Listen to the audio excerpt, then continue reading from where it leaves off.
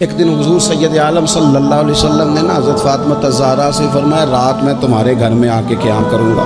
تو حضرت فاطمہ الزہرا نے کہا یا رسول اللہ یہ تو بڑے نصیب جاگ گئے، رات حضور گھر تشریف لے گئے۔ ہمارے ہاں جو آدمی تھوڑا سا بھی کسی عہدے پہ چلا جاتا ہے وہ بچوں کو ٹائم نہیں دیتا۔ تو حضور نے فرمایا فاطمہ میں رات آپ کے گھر میں قیام کروں گا۔ سیدہ نے کہا یا رسول اللہ بسم اللہ، یہ تو کمال ہو گئی۔ حضور نے رات وہاں قیام کیا، امام حسن نے دودھ مانگا۔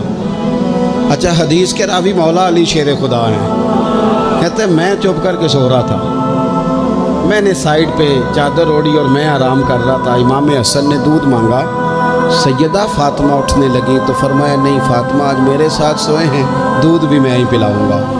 حضور اٹھے، بکری کا دودھ دھویا، پھر اسے برتن میں ڈالا۔ ابھی حضور امام حسن کو دینے لگے تھے کہ امام حسین نے بھی مانگ لیا۔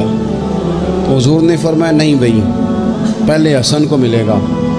تو حضرت فاطمہ رضی اللہ تعالیٰ عنہ عرض کرنے لگی یا رسول اللہ لگتا ہے حسن سے زیادہ پیار ہے۔ فرمایا نہیں فاطمہ پیارے دونوں ہی بڑے ہیں پر مانگا پہلے حسن نے ہے نا، مانگا پہلے حسن میں۔ پھر حضور فرمانے لگے، حضرت علی فرماتے کہتے ہیں حضور فرمانے لگے فاطمہ تو بھی میں بھی حسن بھی حسین بھی، اور یہ جو سو رہا ہے، کہتے میں تو چادر اوڑھی ہوئی تھی نا۔